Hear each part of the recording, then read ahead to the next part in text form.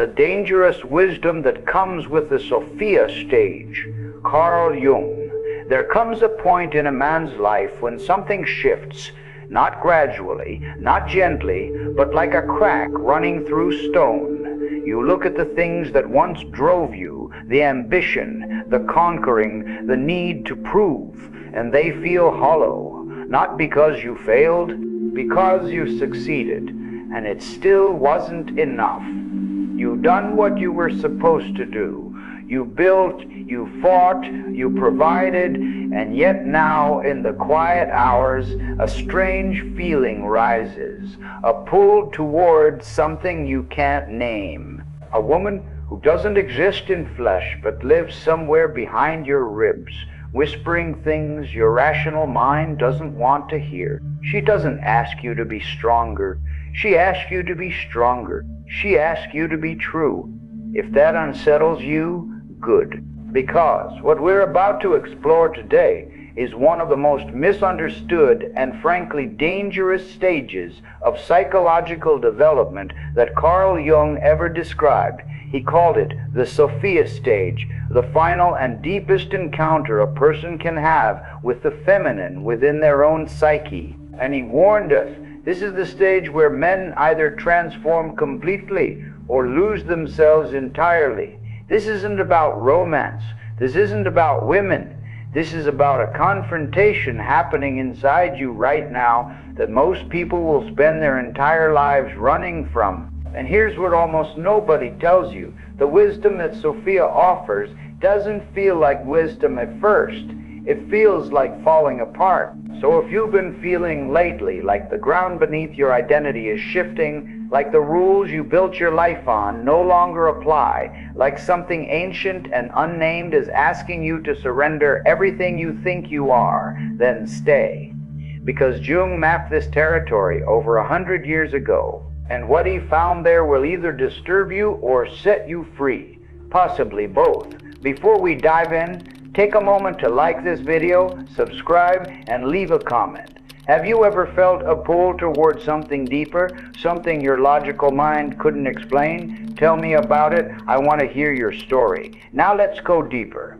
To understand what the Sophia stage really is, you first need to understand what comes before it. Because Sophia doesn't arrive at the beginning of your inner work.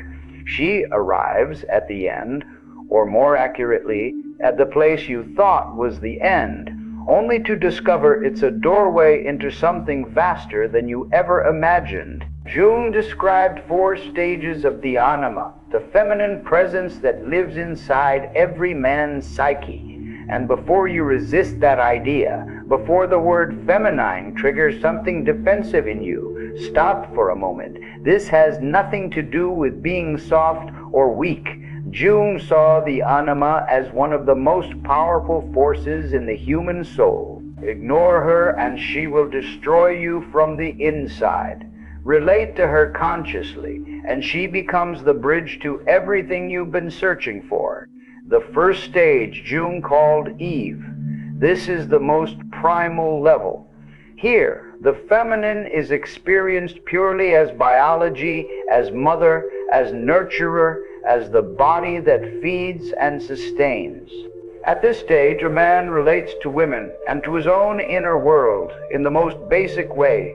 She exists to provide comfort, security, physical satisfaction. There's no mystery here, no depth, just need and fulfillment of need. And most men, if we're being honest, encounter this stage early. It's the boy who can't separate from his mother's approval. It's the young man who sees women only through the lens of attraction and possession. It's the grown man who still unconsciously expects the feminine to serve him, to soothe him, to make his life easier. There's no judgment in naming this. We all start here. The question is whether you stay. The second stage, Jung called Helen, after Helen of Troy. Here the feminine becomes something more elevated but still external. She becomes the object of romantic fascination, the idealized woman, the muse, the one who makes your heart race and your mind go blank. At this stage, a man doesn't just want comfort. He wants to be captivated. He wants to worship. Think of the man who falls desperately in love and loses himself entirely, who builds his whole identity around a relationship, who writes poetry at 3 in the morning, not because he has something to say, but because she looked at him a certain way, and now the whole world has rearranged itself. That's Helen. Beautiful, intoxicating, and completely projected outward onto another person. The danger here is obvious. When you place the divine feminine entirely on the shoulders of a real human woman, you crush her under the weight of your own unconscious. No person can carry the projection of your soul. And when she inevitably fails to be your goddess, you don't just feel disappointed, you feel betrayed, because it was never really about her. It was about something inside you that you hadn't yet learned to meet. The third stage is Mary, named not just for the biblical figure, but for what she represents, the feminine, as something sacred, something worthy of devotion, something that elevates a man beyond his desires and into genuine reverence. At this stage, the man begins to separate the inner feminine from the outer woman. He starts to sense that what he's been chasing in relationships, in beauty, in romantic obsession, is actually a quality of his own soul that he's never had the courage to face directly. Mary represents virtue, compassion, tenderness, wisdom that comes through care rather than conquest. A man in the Mary stage begins to soften, not because he's weak, but because he's finally strong enough to stop pretending that hardness is the only form of power. He starts to honor the feminine not as something to possess or worship from a distance, but as something holy, something that deserves protection, including the feminine within himself. But here's the thing. Most men who reach the Mary stage think they've arrived. They think this is the summit. They've done the inner work. They've learned to respect women. They've developed emotional intelligence. They've cultivated devotion. And they're right to feel proud of that. It's a genuine transformation. But Jung said there's one more stage. And it's the one that changes everything. Sophia. The name comes from the Greek word for wisdom, but not the kind of wisdom you find in books or lectures or philosophical debates. This is wisdom that can only be earned through suffering, through surrender, through the complete dismantling of everything you thought you knew about yourself. Sophia is not a figure you worship.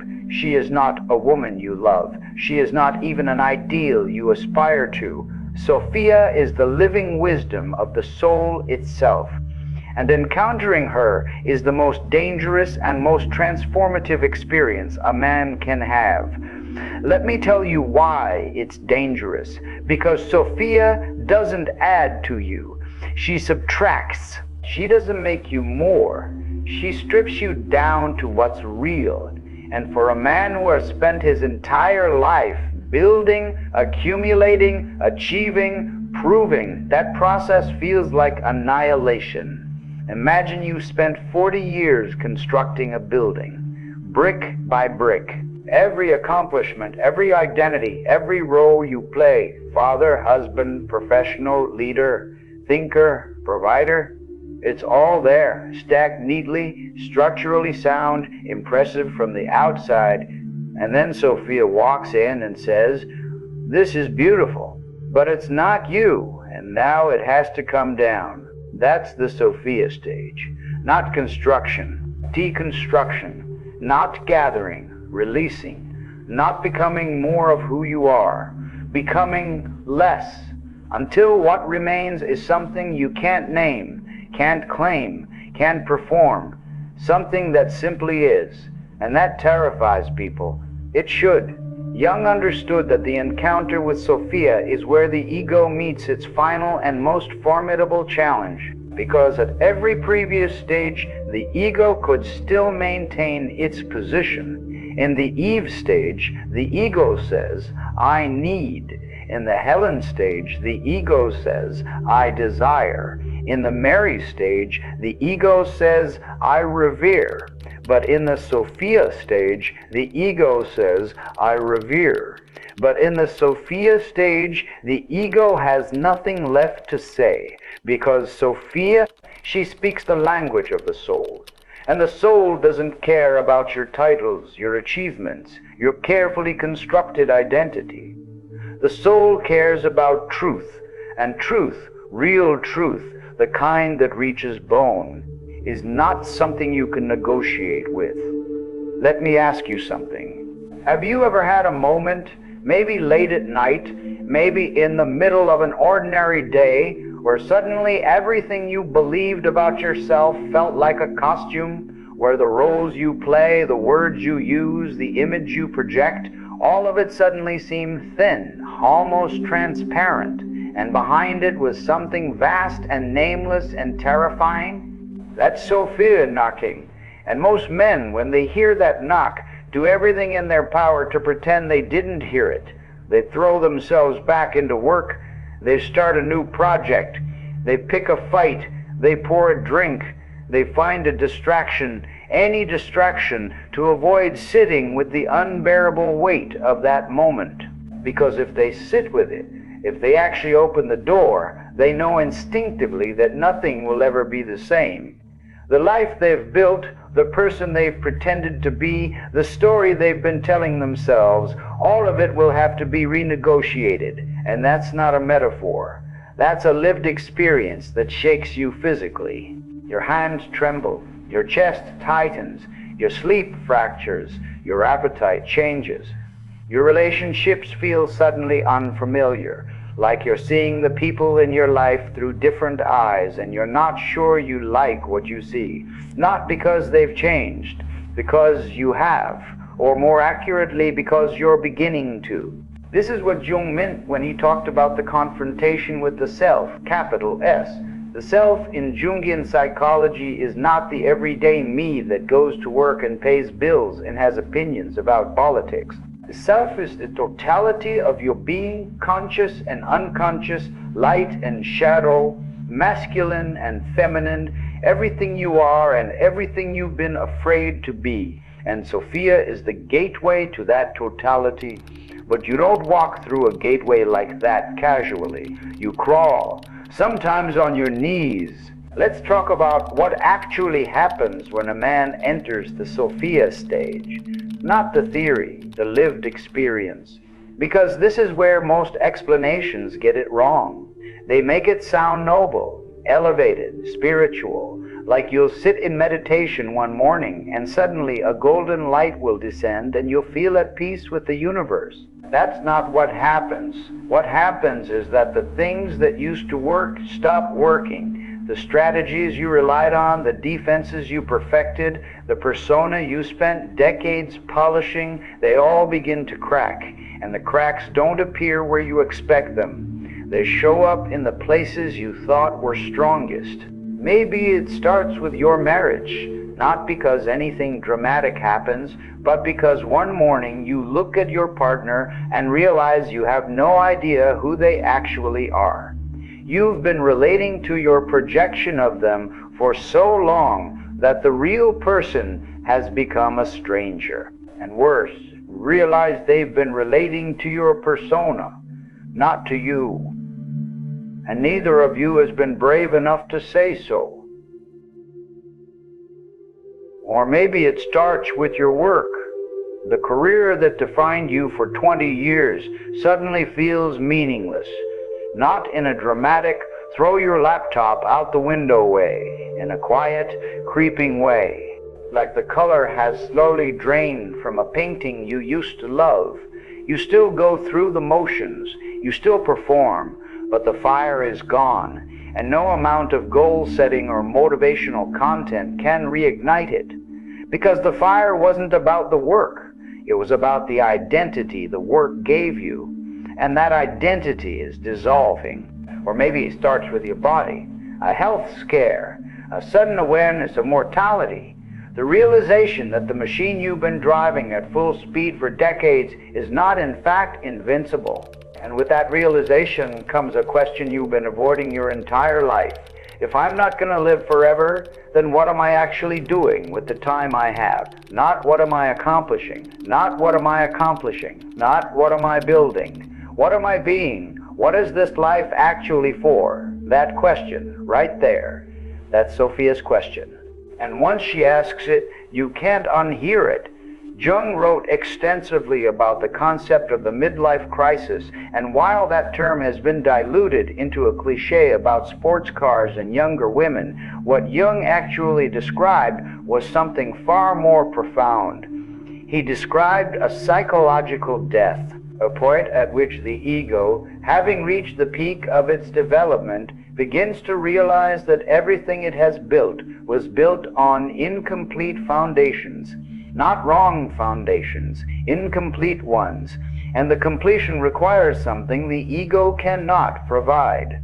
It requires wisdom that comes from surrender, from unknowing, from letting go of the wheel entirely and trusting that something deeper will steer.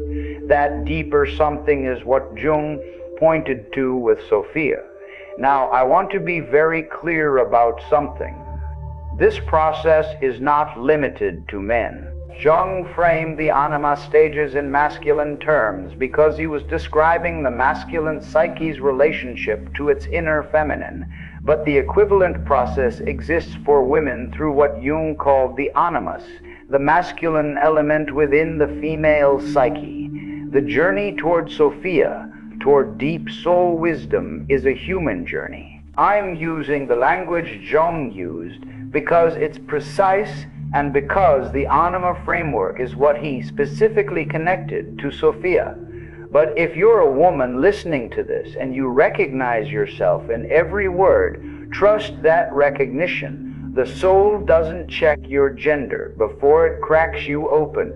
Let's go further. One of the most disorienting aspects of the Sophia stage is what happens to your relationship with knowledge. Before Sophia, knowledge feels like accumulation. You read books, you learn frameworks, you develop opinions, you build a worldview, and each new piece of information gets added to the structure. You feel smarter, more capable, more equipped to navigate reality. Knowledge is power. Knowledge is progress. Knowledge is control. Sophia destroys all of that. Not because she makes you stupid, but because she shows you that everything you thought you knew was a map, and a map is not the territory. You've been navigating by representations of reality, not reality itself. Your concepts, your categories, your neat explanations for how the world works, all of them are useful approximations, but they're not truth. And the moment you see that, really see it, a kind of vertigo sets in that no amount of reading or thinking can resolve. Suddenly, the person who had an answer for everything has no answers at all. And instead of feeling liberated by this, you feel terrified, because answers were your armor, certainty was your foundation, and now both are gone. Jung described this as the necessary confrontation with the unknown, the vast unconscious that lies beneath our carefully constructed conscious lives. He said that the unconscious is not just a storage room for forgotten memories. It is an ocean, and your conscious mind, your ego, your identity, is a small boat on the surface of that ocean. You've been sailing along, convinced that the boat is the whole of reality. And then Sophia lifts the veil and shows you the water beneath you. And the water is deep, and it's dark, and it's teeming with life you never knew existed. And it has been there the whole time, holding you up, and you never once looked down. That revelation changes everything, not because you now have new information, but because you now know how much you don't know. And more than that, you know that the not knowing is not a problem to be solved. It is the ground of being itself. It is where wisdom lives. This is what the ancient traditions meant by learned ignorance. This is what Socrates pointed at when he said the wisest person is the one who knows they know nothing. This is what every mystic in every tradition has tried to communicate.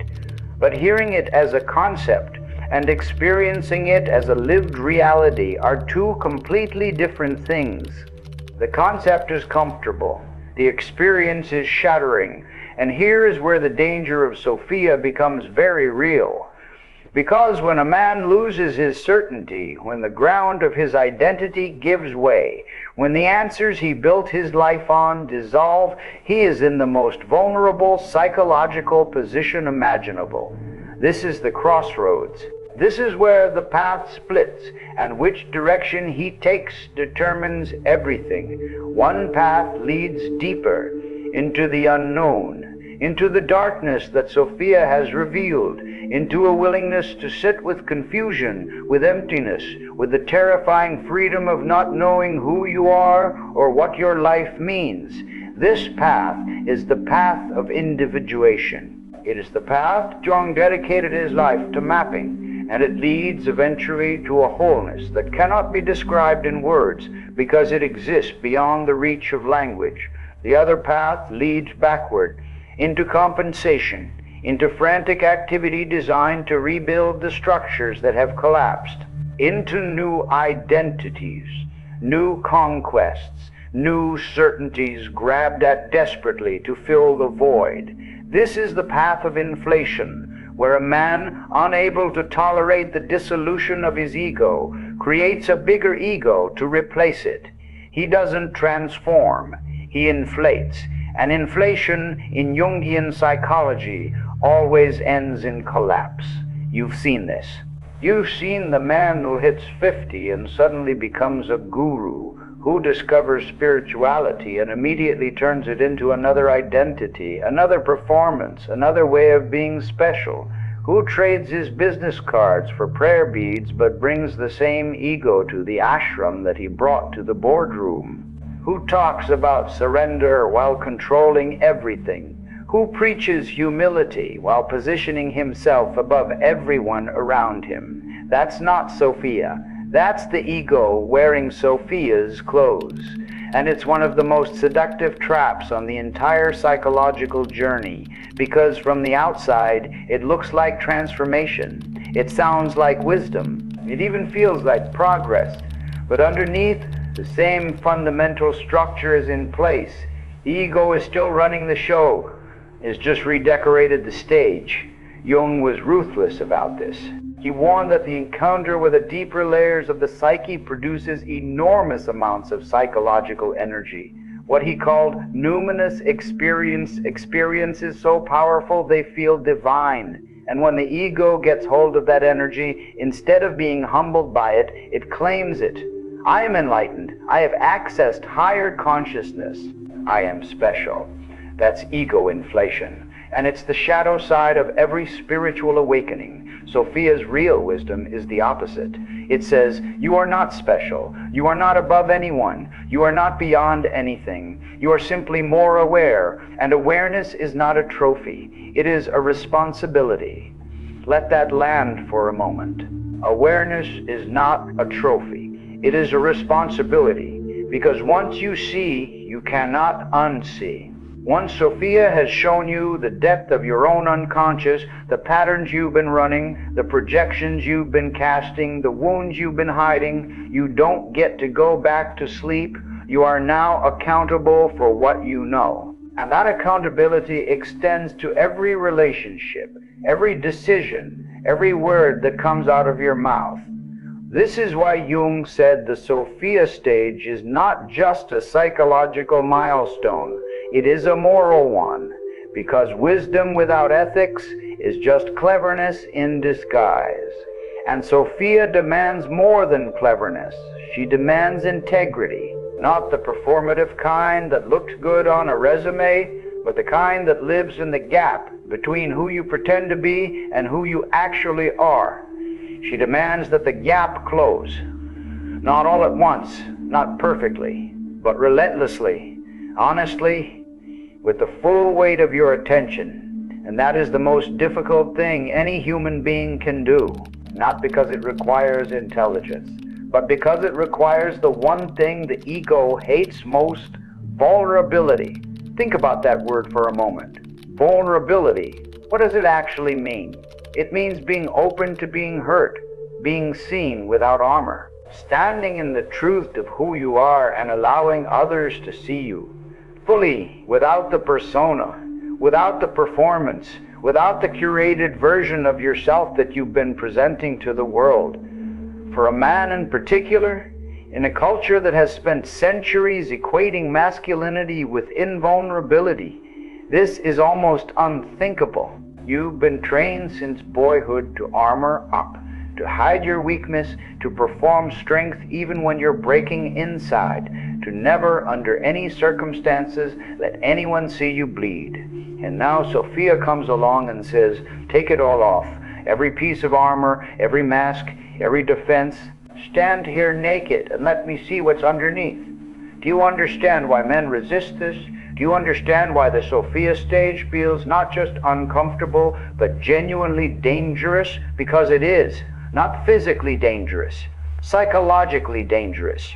You are being asked to dismantle the very thing that has kept you safe your entire life, your defenses, and trust that what remains when the defenses are gone will be enough, that you, without your armor, are not just adequate but whole. That's an act of faith that would make most religious devotion look casual by comparison. And yet, on the other side of that dismantling, something extraordinary waits. Jung called it the conjunction of opposites, the hieros gamos, the sacred marriage, not between two people, between two halves of yourself that have been at war since the day you were born, the masculine and the feminine within you, the light and the dark, the known and the unknown, the strength and the tenderness, the warrior and the poet, the builder and the dreamer. Your entire life, these opposites have been pulling you apart.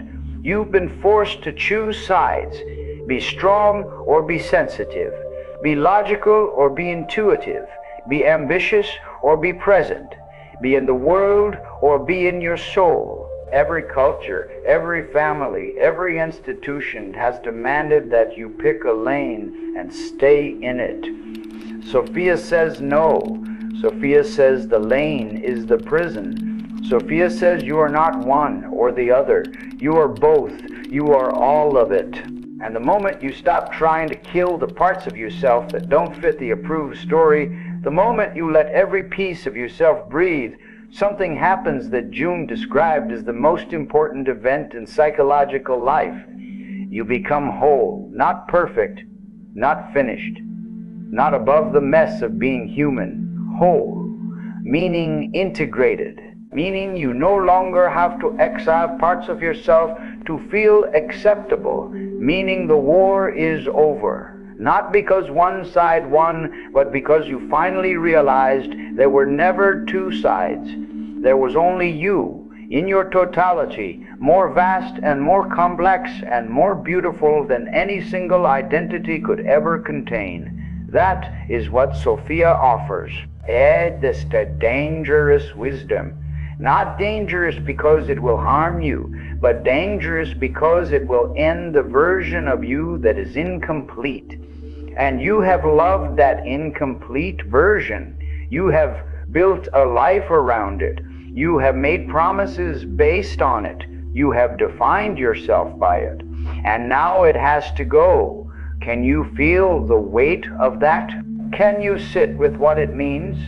Let me tell you what the Sophia stage looks like in daily life, because this isn't just theory. This is about how you wake up in the morning, how you move through your hours, how you relate to the people you love. A man in the Sophia stage stops arguing to win. Not because he's lost his fire, but because he's realized that winning an argument and finding the truth are almost never the same thing. He becomes more interested in understanding than in being right. And that shift, which sounds small when you say it out loud, is actually seismic. It changes every conversation, every conflict, every relationship. A man in the Sophia stage starts to listen differently, not just to words, but to what's underneath the words, to the silence between sentences, to the emotion behind the logic, to the thing that someone is trying to say but can't quite reach.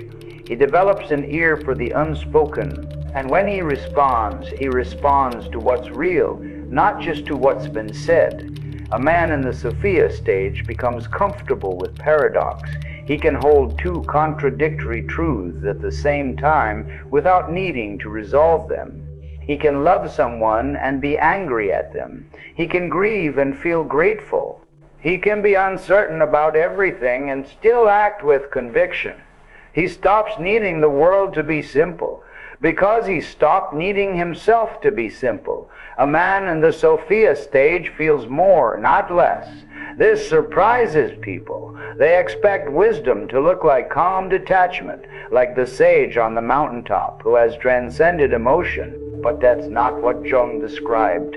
What Jung described is a man who has finally given himself permission to feel the full spectrum of his experience, the joy and the sorrow, the rage and the compassion, the desire and the peace. He doesn't transcend his emotions. He descends into them. He lets them move through him without being destroyed by them. And that is not detachment. That is the deepest form of engagement with life.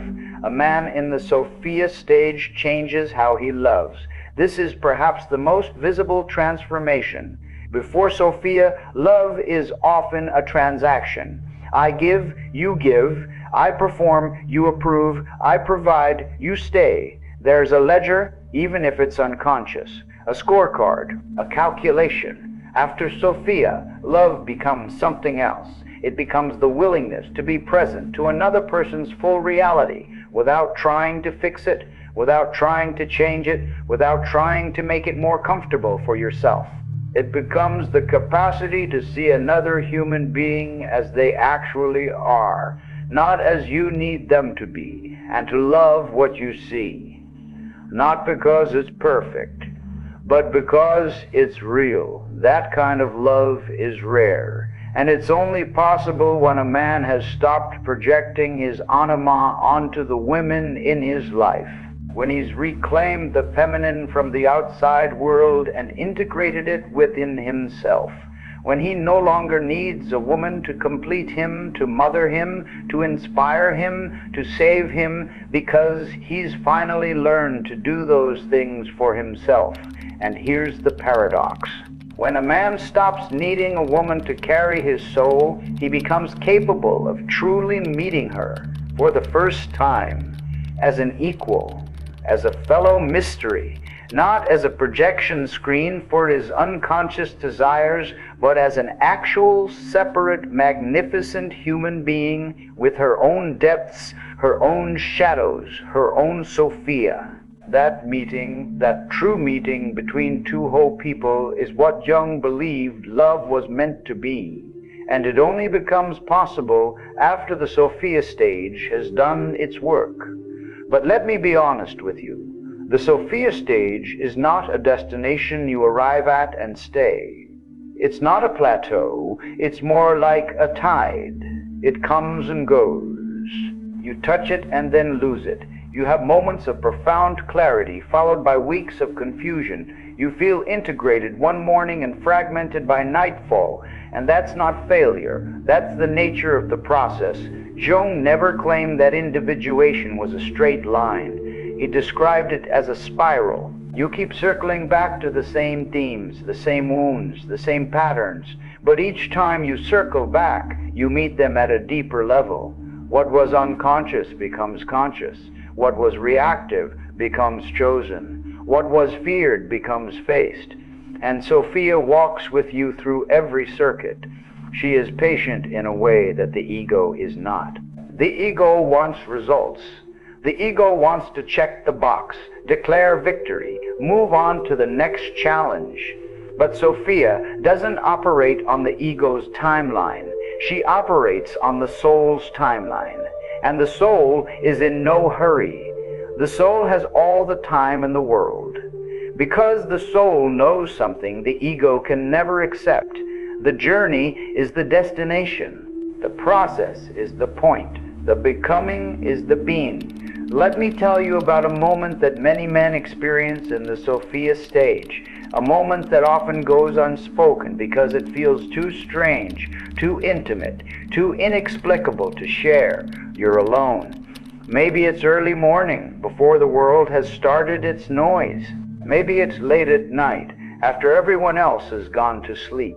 And suddenly, without warning, something opens, not outside of you, inside, like a space you didn't know existed has just made itself known. And in that space there is a presence, not a voice exactly, not a vision, but a quality of attention that feels distinctly other and at the same time distinctly yours. It's warm, it's knowing.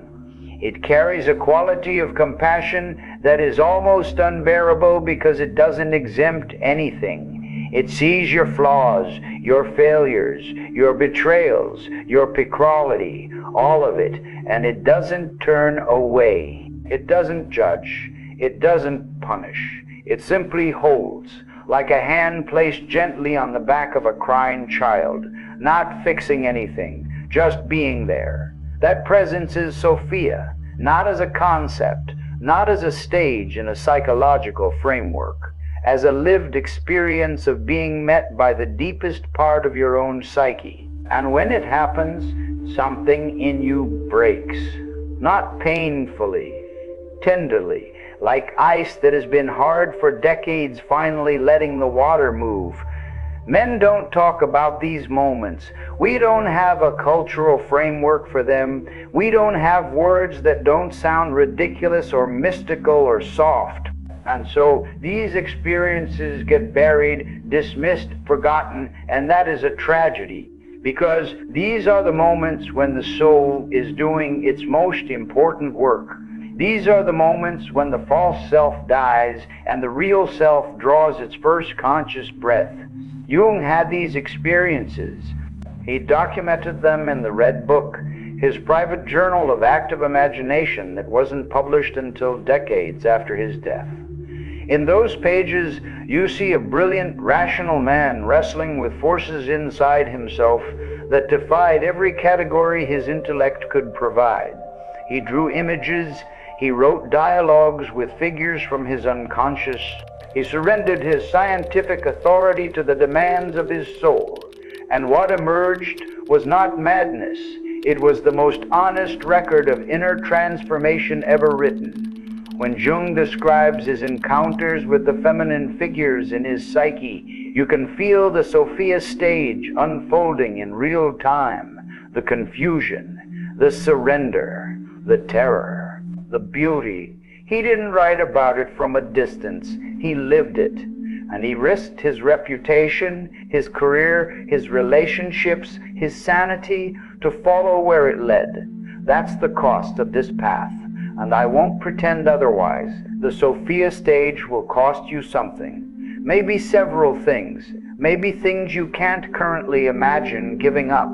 Beliefs that felt like bedrock. Relationships that were built on the persona you're now shedding. Ambitions that only made sense when your ego was running the show.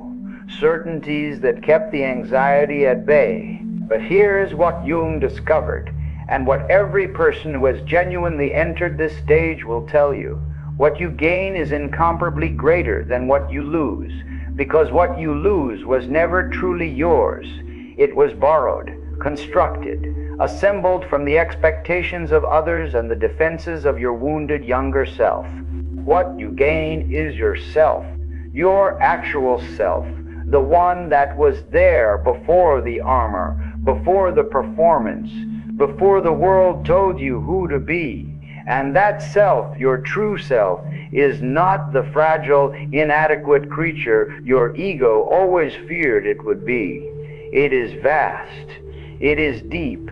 It is capable of a kind of presence and love and creative power that the ego, with all its striving, could never achieve. Because the ego creates from need. The self creates from fullness. The ego loves from scarcity. The self loves from abundance. The ego loves from abundance. The ego performs strength. The self simply is strong, the way a mountain is strong, without effort, without performance, without needing anyone to notice. That is what's waiting for you on the other side of Sophia. Not a new identity, not a better version of your old self. Something entirely different. Something that the language of self-improvement can't touch, because this isn't improvement. This is metamorphosis. Now I want to address something directly, because if you've stayed with me this far, you're probably not here casually. You're here because something in your life has already begun to shift. The ground is already moving, and you might be scared. If you're scared, that's correct. You should be. Not because something bad is coming, but because the ego recognizes at some deep level that its reign is ending. And the ego will do anything to survive. It will rationalize. It will rationalize. It will distract. It will create false emergencies. It will attack the people closest to you. It will whisper that this is all nonsense, that you're being self-indulgent, that you should just get back to work and stop navel-gazing. Listen to me. That voice, the one telling you to turn back, that is the last defense of a structure that has outlived its usefulness. It served you. It protected you when you needed protection. It gave you the tools to survive in a world that demanded performance and competence and control. Honor it. Thank it. And then let it step aside. Because Sophia is not the enemy of the ego. She is its completion. She is the wisdom that the ego could never generate on its own, because the ego is inherently partial. It sees pieces. She sees wholes or woes. The ego navigates the surface. She knows the depths. The ego asks, what do I want? She asks, what does life want through me? That second question, feel it. What does life want through me? Not what can I achieve? Not what should I do? What is trying to happen through me? What is seeking expression? What is being born? That's a question you can't answer with your mind. You can only answer it with your life, with your attention, with the willingness to show up each day without a predetermined script and let reality tell you what it needs from you. And I know how uncomfortable that sounds. We are people who plan. We set goals. We create strategies. We measure outcomes. We optimize. And now this voice from the deep says, stop, listen, be still. Let what needs to happen, happen. That feels like giving up control. And for the ego, giving up control is death. But it's not death. It's birth. It's the birth of a way of being in the world that is responsive rather than reactive, that flows rather than forces, that trusts the intelligence of the whole rather than the calculations of the part. And that way of being is what Jung called living from the self. The self in Jungian psychology is not the ego. The self is the totality, the center that holds all opposites in balance. And the relationship between the ego and the self is the central drama of psychological life. When the ego serves the self, there is meaning, purpose, aliveness, creativity. When the ego usurps the self, there is inflation, emptiness, addiction, despair. The Sophia stage is where this relationship gets renegotiated once and for all.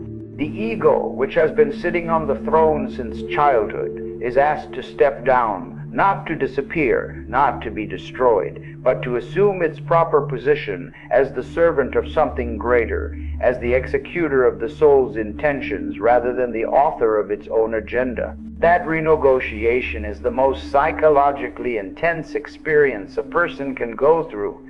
It is a kind of death, the death of the ego's sovereignty. And like all deaths, it involves grief, real grief. You will mourn the person you were. You will mourn the certainties you held. You will mourn the simplicity of a world where you knew who you were and what you wanted. And that mourning is not weakness. It is the appropriate response to a genuine loss. Even though what is being gained is infinitely more valuable, the loss is still real and it deserves to be felt. Jung himself went through this. After his break with Freud, after his professional world collapsed, after his social standing crumbled, Jung entered what he called his confrontation with the unconscious. It lasted years. He described it as the most important period of his life and also the most dangerous. There were times when he feared for his own sanity, times when the images and voices rising from his psyche were so powerful, so overwhelming, that he had to physically ground himself, build stone structures with his hands, carve figures, do things in the material world to keep from being swallowed by the inner world.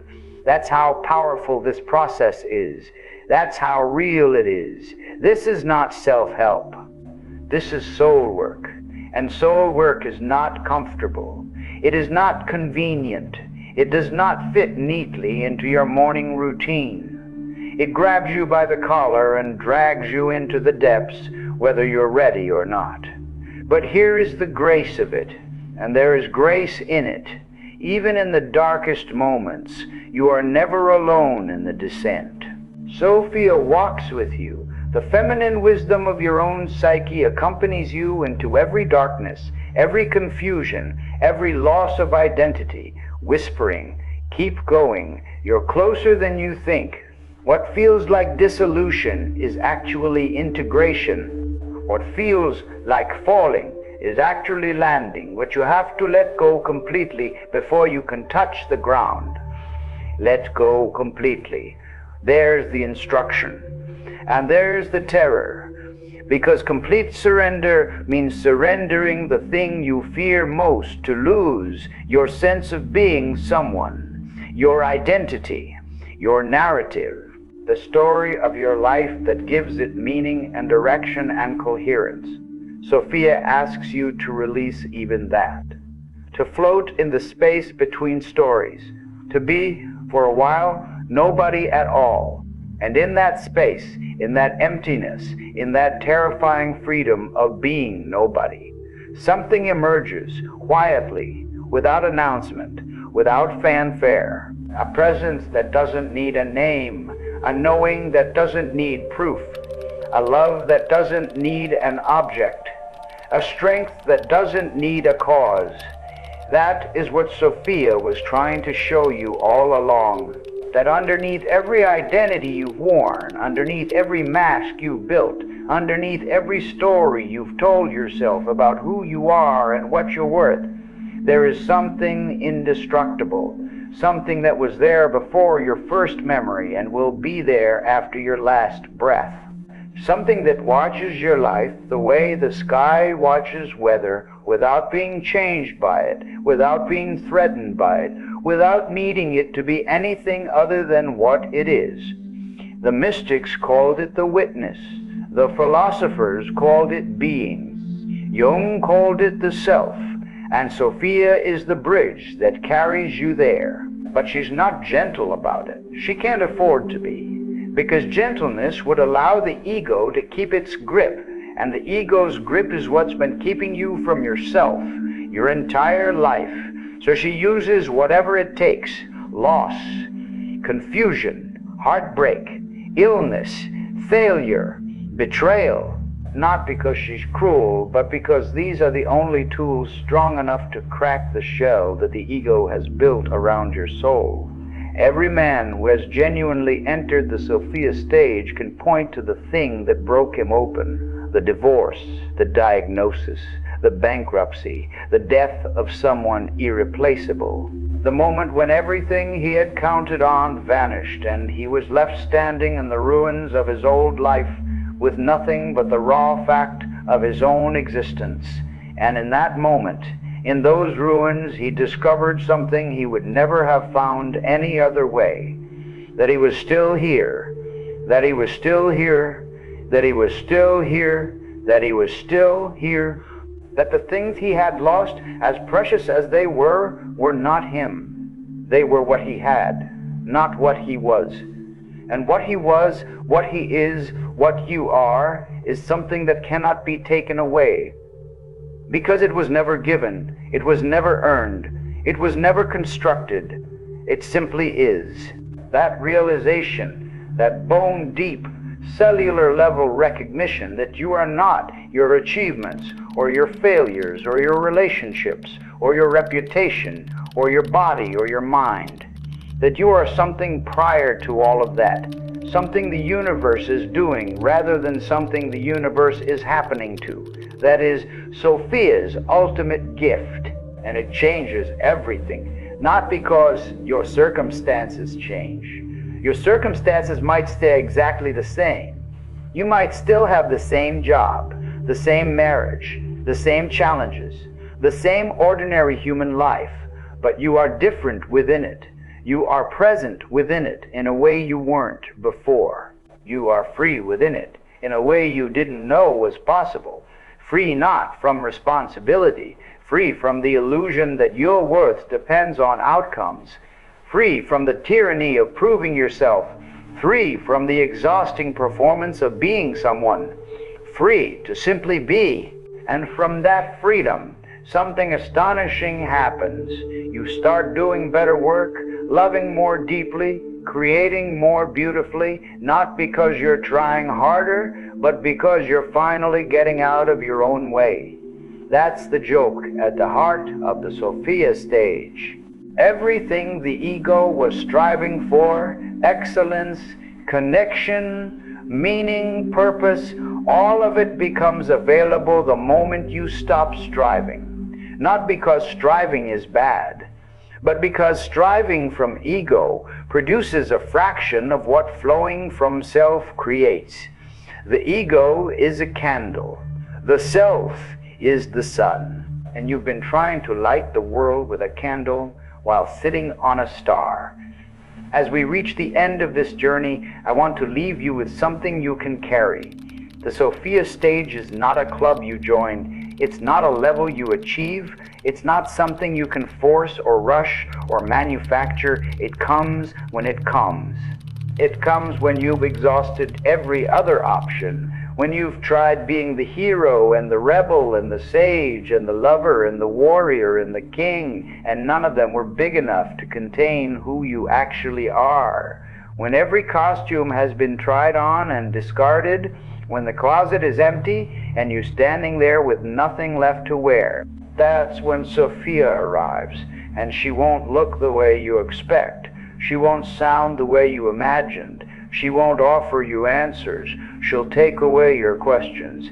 She won't make you feel powerful. She'll show you that the need to feel powerful. She'll show you that the need to feel powerful was the problem all along. She won't tell you who you are. She'll burn away everything you're not and trust you to recognize what remains. And what remains, what always remains, is enough. More than enough. It is the thing that the whole universe has been waiting for you to discover. Not because the universe needs you to discover it for some cosmic purpose, but because you need to discover it for some cosmic purpose, but because you need to discover it, because your soul aches for it, because every restless night and every hollow achievement and every relationship that almost worked and every prayer you never quite believed in was pointing here, to this, to the simple, devastating, liberating truth that you are already what you've been seeking. You always were. Jung spent his life trying to tell us this, not in simple terms, because it isn't simple, not in comfortable terms, because it isn't comfortable, but in true terms, in terms that honor the complexity and the beauty and the terror and the grace of being human. The Sophia stage is his most profound teaching, not because it's the most intellectual, but because it's the most real, because it speaks to the moment when theory becomes experience, when knowledge becomes wisdom, when understanding becomes transformation. When you stop reading about the water and finally jump in.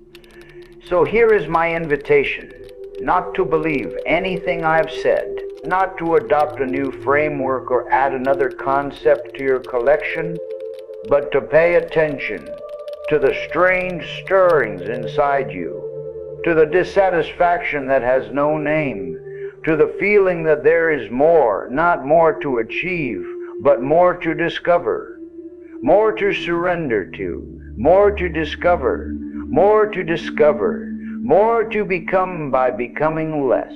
Pay attention to the moments when your defenses soften, when your certainty wavers, when you catch yourself being tender in a way that surprises you, when you look at a stranger and feel, for no logical reason, a sudden wave of compassion, when the sunset stops you in your tracks and you don't reach for your phone, when you sit in silence and instead of feeling empty, you feel full. Those moments are Sophia reaching for you through the cracks in your armor, and all she asks is that you don't look away. All she asks is that you stay. If you've come this far, if something in these words has reached a place in you that words don't usually reach, I think you know what that means. It means the door is already open. It means the process has already begun. It means Sophia isn't coming. She's here, and the only question left, the only question that has ever mattered, is not whether you're ready, because you'll never feel ready. The question is whether you're willing to let the old story end, willing to stand in the gap between who you were and who you're becoming, willing to trust that the fall is the flight, willing to accept that the wisdom you've been searching for isn't somewhere out there, hidden in the next book or the next teacher or the next experience. It's in here. It's been in here all along. Quiet, patient, unshakable, waiting for you to turn around and look. Thank you for being here. If this reached something inside you, share it with one person who you think needs to hear it. Not 10 people. One. The one whose face appeared in your mind just now. They're ready. And so are you. I'll see you in the next one.